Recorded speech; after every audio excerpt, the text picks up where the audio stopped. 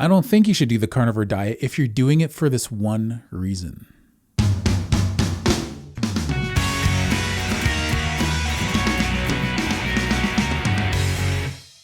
What's shaking, bacon? My name is Bruno Panucci. I hope you're doing well. If you like this video, please give it a thumbs up and subscribe. I really appreciate that. You can find a link to the Facebook group below for the 80-20 4 small meal a day challenge. So the carnivore diet has brought a lot of help to a lot of people for various reasons. Some people approach the carnivore diet as a way to increase their athleticism, ways to up their game and to see how they perform on a fat-adapted diet. Some people come to the carnivore diet to try and manage their health problems. So they might have arthritis or they might have an autoimmune disorder. The carnivore diet seems to be notorious for helping people with different health problems, especially problems with autoimmune disorders. But here's the thing.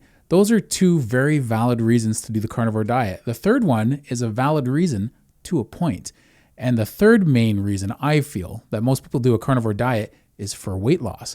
Now you're thinking to yourself, well, wait a minute, Bruno, you've lost over 150 pounds doing a zero carb carnivore diet. How come you're saying you shouldn't do it for weight loss? Because it's good for weight loss. It's excellent for weight loss. But here's the thing, if you're doing it for weight loss, there's often something else going on here and we need to acknowledge it first. Otherwise, what's going to happen is if you do it just for weight loss and you're looking at it as the next new fad diet, you're just looking at it as a different thing to try. You've tried soup diets, you've tried Atkins, you've tried keto, you've tried all sorts of different ways of eating, vegan, vegetarian, you name it, high carb, low carb.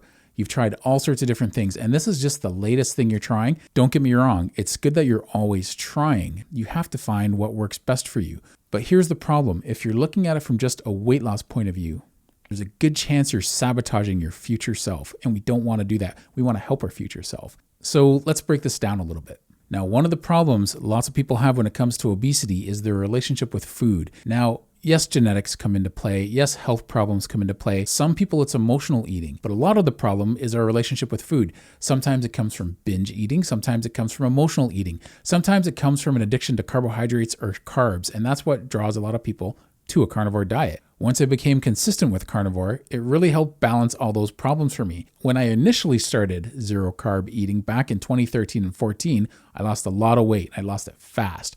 I lost 30 pounds a month. It was ridiculous. I did that for 5 months. I lost a large amount of weight really fast. But what happened was I did it mainly to lose weight.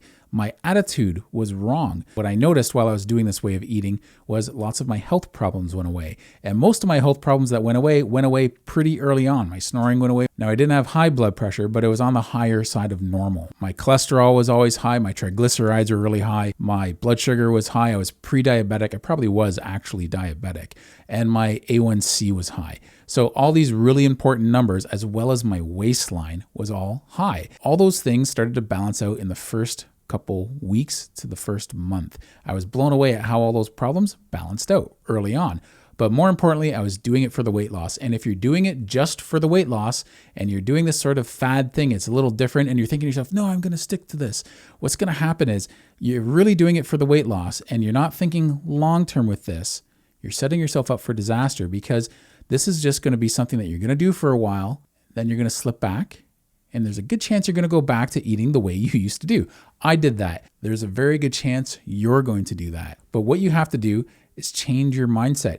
Your relationship with food is the problem. Now, what you're probably dealing with above everything else is a sugar and carbohydrate addiction. Take the sugar and carbohydrate addiction and put that into balance with a carnivore diet where you become fat adapted, where you're trying to just cut down to protein and fat as fuel, and you're cutting out carbohydrates completely. And then you're going to be more clear-headed to deal with all the other problems when it comes to emotional eating, when it comes to eating to the point where you're used to having a distended stomach, when it comes to binge eating. All these other things start to balance out because you're not dealing with this carbohydrate addiction. And when you're looking at this from a sole weight loss perspective and you think, I'm going to start reintroducing lots of these things, if you figure out or already know that you're a moderator versus an abstainer, you're going to have a rough time with this because when you reintroduce that food back into your diet, there's a good chance you're going to go all out, like you've been holding your breath underwater and you're just going to go back all out and put a lot of this weight back on. Now, there's a small chance you might not do that. And if you're one of those people, that's great. But there's still a good chance you're going to do this. I did it myself. I'm speaking from experience. Lots of people out there are abstainers that think they're moderators. I did that to myself for years. I was constantly trying to negotiate with myself to be a moderator. I was trying to have carbohydrates a little bit each day, or a little bit with each meal, or a little bit once a week, or a lot once a week, or a lot for the whole weekend. I was trying to find different ways to keep carbohydrates in my diet. I was an abstainer and I was in denial. I didn't think it was that bad. So what happened was I ended up falling off the wagon, and I put probably about 2/3 to maybe 80% of my weight back on. I went from 465 pounds down to 285 pounds.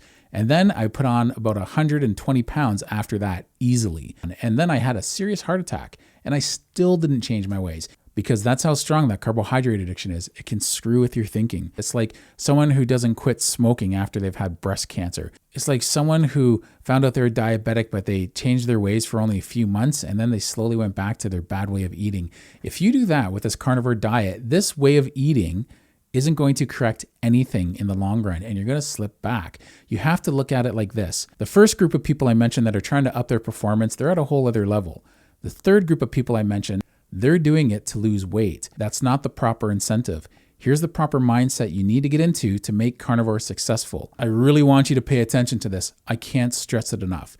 You want to be in the second category. You want to be in the category of people who are trying to heal themselves.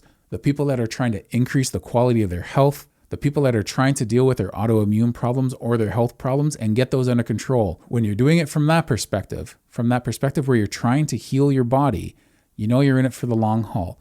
You recognize that this is working for you. You recognize that you feel better on this way of eating, and it's worth this way of eating because you like to feel good. If you start convincing yourself that you can go back to some of these foods that you couldn't moderate before, you're going to have a difficult time most likely.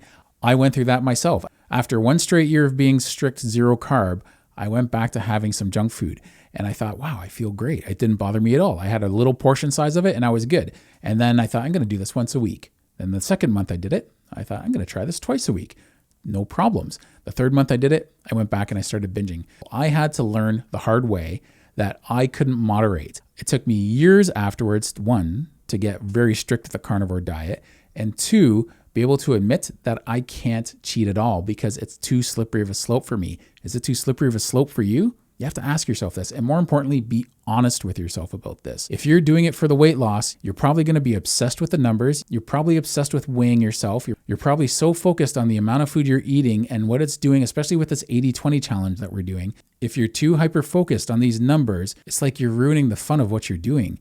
If you're doing this and you're just trying this to help tweak what you're doing and you want to try and feel good, well, then that's not too bad.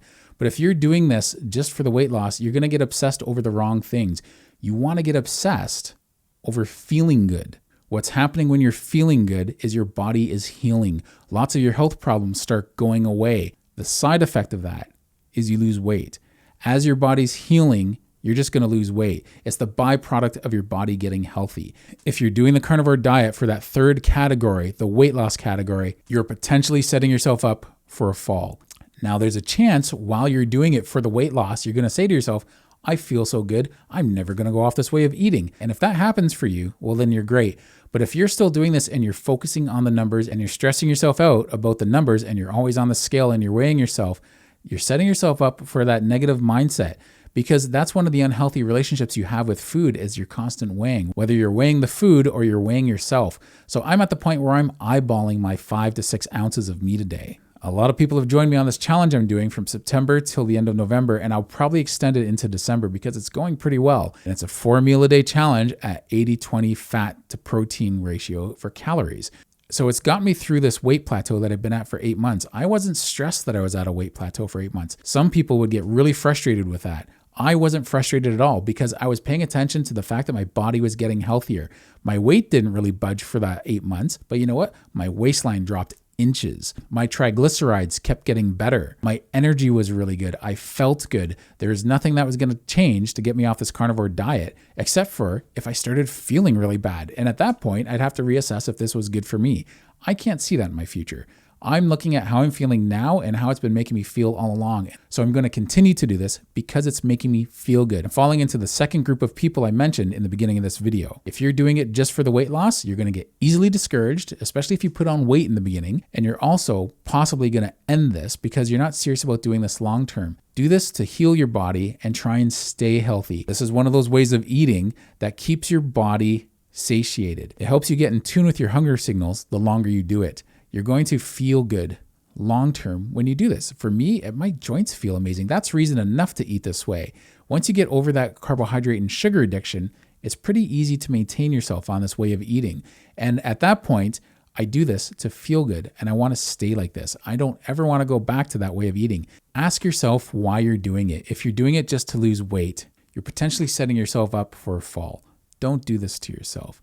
Make sure you're doing it to feel good. Make sure you're in that second category of people. Do this for the right reasons. Don't just do it for the weight loss. It's just, if you do that, there's a good chance you're just going to treat it like any other way of eating and you're going to go back to your bad way of eating. I did it before. I'm speaking from experience, and I'm sure a lot of you people out there have done the same thing. So what are a few things you can do to avoid this mindset? Like I said, identify what you're doing and why you're doing it. Are you doing this way of eating for weight loss, or are you doing it to feel good and have the weight loss be the side effect? I always explain it that way to people. That's why I eat this way. Recognize the harm dieting has done to you through the years. If you come from a background of binge eating or yo-yo dieting or all these different ways of eating and your weight has fluctuated up and down, you're setting yourself up for disaster if you're going to be doing that again with this. And then you're going to walk away from this way of eating and say, oh, the carnivore diet didn't work for me, because you're treating it like a diet, not a diet that's your new lifestyle, a diet that's just going to get you to where you want to go, and then you'll abandon it. That way of eating is harmful. You want to make this your new routine because it's easy to maintain once you get past that hurdle of the carbohydrate and sugar addiction. I think one of the ways you know you're in this for the long haul is if you're sticking with cheese in the beginning of this way of eating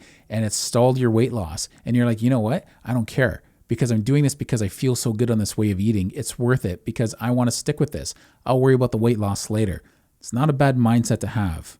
For you, it's more important to stick to the carnivore diet than it is to lose weight, because sticking to the carnivore diet is eventually going to help you to lose weight anyway. Start listening to your hunger signals. Learn when your body's hungry. Learn to feed it when it's hungry. Eat till you're satiated and repeat. As you do this process, you're going to learn to balance your emotions when it comes to eating. Some people are doing emotional eating out there and don't even realize it. I did it for years without even realizing it. You have to start getting more in tune with yourself when you do this way of eating. Some of you have already gone down this road. I've gone down that road myself. The reality is some of you are going to listen to this video and think, no, I'm in this for the long haul. And I want you to ask yourself, are you really? Are you following some of these bad habits that I've already mentioned before with the obsessing over numbers, whether it's on the scale or the amount of food you're eating, or your ketone to blood sugar ratio? Are you getting obsessed with it? Are you getting angry when it's not going your way or really frustrated? I don't blame you to a certain degree. I understand that. But what you have to do is get past that. I want you to heal from this way of eating. I want you to do what you can to make this sustainable for you, whatever it takes. The more strict you are, the more sustainable it will be. It sounds weird because you would think the more strict it is, it's going to be more difficult. Starting on the lion diet might be a little too difficult for you. Now, for me, it's not so bad because there's so much fat in that way of eating. It's pretty easy. But you know what I think is even more difficult? Starting on this 80-20 challenge with multiple small meals a day. In the beginning, your hunger signals are so screwed up, I think it's going to make a steeper hill to climb in the beginning. And you might possibly be able to do that, but there's a good chance, but I think you really increase the chance of failing. And when you do, you might walk away thinking the carnivore diet's not for you, when really you did a version of the carnivore diet. I highly recommend eat when you're hungry, eat as much as you need to eat at the time, and then repeat. Make sure to get your water in there. Get salt if you need it. Some people do better without salt. The reality is some people do better without salt. So most importantly, I want you to understand why you're doing this. I really want you to stop and think about this. Think about your history with eating and see how well this applies for you. I really appreciate you watching this to the end. Like I said, if you like this video, give it a thumbs up and subscribe, and leave a comment under the video if you can find a way to share and help other people with the struggles you went through until you became a consistent, strict carnivore. Thanks a lot and take care.